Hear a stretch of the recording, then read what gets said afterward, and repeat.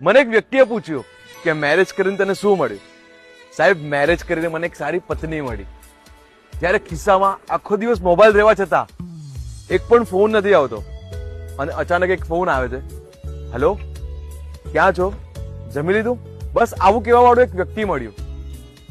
ત્યારે આ દુનિયાનો સૌથી નસીબદાર વ્યક્તિ હોવાનો અહેસાસ થયો. એક કુક મળ્યો છે, એક વોશિંગ મશીન મળ્યું છે, જેને એક વાર કહીએ કે શર્ટ ગંદુ થઈ ગયું છે એટલે ચાલુ જ થઈ જાય.